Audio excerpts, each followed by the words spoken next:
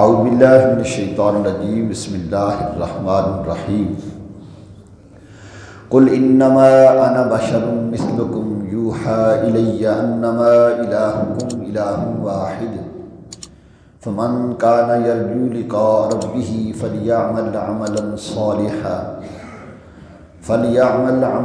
صالحا ولا یشرک بعبادۃ ربہ احدا آمنت باللہ صدق اللہ مولانا العظیم۔ سورہ کہف کی یہ آخری آیت مبارکہ آیت نمبر 110 کی تلاوت کی گئی اور یہاں الحمدللہ سورہ کہف ہماری مکمل ہوئی۔ کل سے انشاءاللہ سورہ مریم شروع کریں گے۔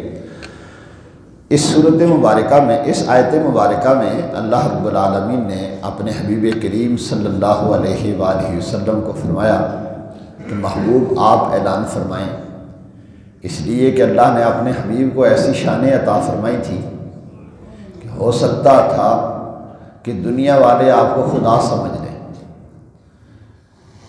حضرت عیسیٰ علیہ السلام کو اللہ نے چند معجزات عطا فرمائے، جس کی بنیاد پر عیسائیوں نے حضرت عیسیٰ علیہ السلام کو کسی نے الہ کہا، اللہ کہہ دیا، اور کسی نے اللہ کا بیٹا کہہ دیا۔ اور ہمارے آقا صلی اللہ علیہ وآلہ وسلم، آپ تو سر انور سے لے کر پاؤں مبارک تک معجزہ ہی معجزہ۔ آپ کا اٹھنا معجزہ، آپ کا چلنا معجزہ، آپ کا بیٹھنا معجزہ، آپ کا لامقام پہ جانا معجزہ، واپس آنا معجزہ، آپ کی ہر ادا معجزہ۔ اس لیے اللہ رب العالمین نے ارشاد فرمایا قل انما انا بشر مثلکم یوحی الی انما الہکم الہ واحد۔ فرمایا محبوب آپ فرمائیں میں ظاہری صورت میں تم جیسا ہوں، ظاہری بشری صورت میں تم جیسا ہوں، خدا نہیں ہوں، خدا نہ ہونے میں تم جیسا ہوں۔ وگرنہ رسول پاک صلی اللہ علیہ وآلہ وسلم کی کائنات میں کوئی مثال نہیں ہے، انبیاء سے بھی آپ افضل و اعلیٰ ہیں۔ تو فرمایا انما قل انما انا بشر مثلکم، یہ حضور کی عاجزی کا اور انکساری کا اعلان ہے۔ قل انما انا بشر مثلکم، آپ فرمائیں ظاہری صورت بشری میں تم جیسا ہو۔ یوحی الیہ، میری طرف وحی آتی ہے، اور یہ وحی آنا کوئی معمولی کام نہیں۔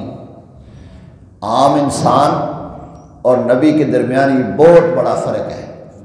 میری طرف وحی آتی ہے، بظاہر میں تم جیسا ہو، اور انما الہکم الہ واحد، وہ وہی کیا ہے کہ تمہارا معبود ایک ہی معبود ہے، اللہ ایک ہی ہے، وہ وحدہ لا شریک ہے۔ اس اللہ کی کوئی کائنات میں مثال نہیں ہے، لیس کمثلہ شیء، اس کی مثل کوئی شے نہیں ہے، اور اس کی مخلوق میں پھر حضور کی مثل کوئی نہیں۔ اس لیے حضور علیہ السلام صحابہ کرام رضوان اللہ تعالیٰ علیہم اجمعین کو اکثر و بیشتر یہ کہا کرتے تھے کہ ایوکم مثلی۔ حضور علیہ السلام نے مسلسل روزے رکھنے شروع کر دیے، نہ سحری کو کچھ کھاتے تھے نہ افطاری کو کچھ کھاتے تھے، اسے صوم وصال کہا جاتا ہے، مسلسل روزے۔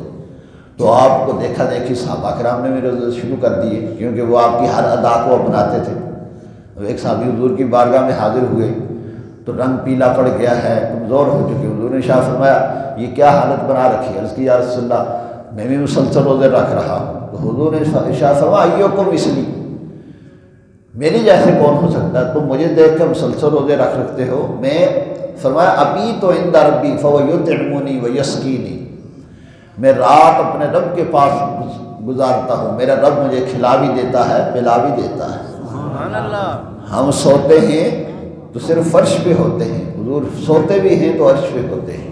ابھی تو عند ربی، میں تو رب کے پاس ہوتا ہوں۔ اس لیے حضور علیہ السلام نے جہاں اپنے آپ کو بشر کہا، یہ عاجزی انکساری ہے سرکار کی۔ جس طرح وقت کا حاکم یہ بات کہے میں جناب آپ کا خادم ہوں، اب اگر وہ یہ بات کہے تو عوام کو یہ حق حاصل نہیں ہوتا کہ وہ اسے اپنا خادم اور نوکر کہتا پھرے۔ تو رسول پاک صلی اللہ علیہ وآلہ وسلم نے یا کسی بھی نبی نے اپنے آپ کو عاجزی انکساری کے طور پر یہ بات اگر کہی ہے تو عام عوام کے لیے یہ ہرگز جائز نہیں ہے کہ حضور کو اپنے جیسا بشر کہے، یہ حضور کی عاجزی ہے۔ فرمایا قل انما انا بشر مثلکم، محبوب آپ فرمائیں ظاہری صورت بشری میں تم جیسا ہوں، یوحیٰ الیہ میری طرف یہی ہوتی ہے، انما الہکم الہ واحد تمہارا معبود ایک ہی معبود ہے، فمن کان یرجو لقاء ربہ فلیعمل عملا صالحا، تو جسے اپنے رب سے ملنے کی امید ہو اسے چاہیے کہ نیک کام کرے، ولا یشرک بعبادت ربہ احدا، اور اپنے رب کی بندگی میں کسی کو شریک نہ ٹھہرائے، یعنی جب عبادت کرنی ہے تو صرف اور صرف رب کی رضا کی خاطر، اس میں کسی دوسرے کو راضی کرنے کا منشا نہ ہو، جسے ریاکاری کہا جاتا ہے، دکھلاوا کہا جاتا ہے کہ فلاں سخاوت کر رہا ہے اس لیے کہ لوگ کہیں گے بڑا سخی ہے، اپنا نام حاجی صاحب لکھوا رہا ہے تاکہ لوگ کہیں جناب بہت بڑا حاجی ہے۔ تو جو بندہ ایسے کام کرتا ہے، حدیث شریف میں آتا ہے قیامت کے دن اسے کہا جائے گا کہ تو نے دن کو خوش کرنے کے لیے یہ کام کیا تھا، جا کے ان سے ہی اپنا اجر لے لے، اللہ کے ہاں تیرا کوئی اجر نہیں ہے۔ اس لیے رب کائنات نے ارشاد فرمایا جو یہ چاہتا ہے کہ رب سے ملاقات کرے اس سے چاہیے کہ کام اچھے کرے، رب کی ملاقات کے لیے اچھے کام اسے کرنے چاہیے، لیکن ساتھ ہی ساتھ ولا یشرک بعبادت ربہ احدا، اپنے رب کی بندگی میں کسی دوسرے کو شریک نہ کرے۔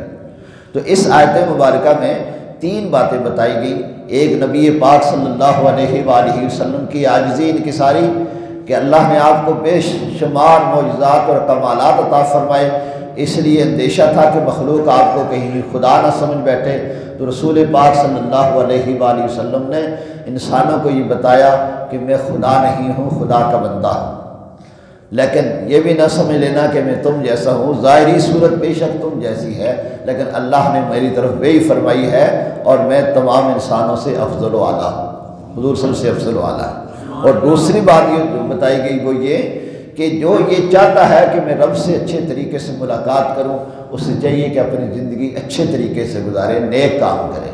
اور تیسری بات یہ بتائی گئی کہ اپنے اس نیک کام میں صرف اور صرف رب کی رضا مقصود ہو، کسی دوسرے کو راضی کرنا مقصود نہ ہو، دکھلاوا مقصود نہ ہو۔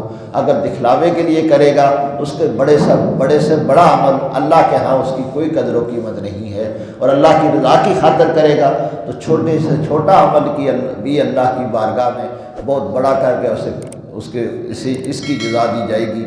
اللہ رب العالمین ہمیں ہر نیکی صرف اور صرف وہ اپنی رضا کی خاطر کرنے کی توفیق نصیب فرمائے، اور ان آیات مبارکہ اور صورت مبارکہ میں جو کچھ بیان کیا گیا اللہ اس پر عمل کرنے کی توفیق نصیب فرمائے۔ وآخر دعوانا ان الحمد للہ۔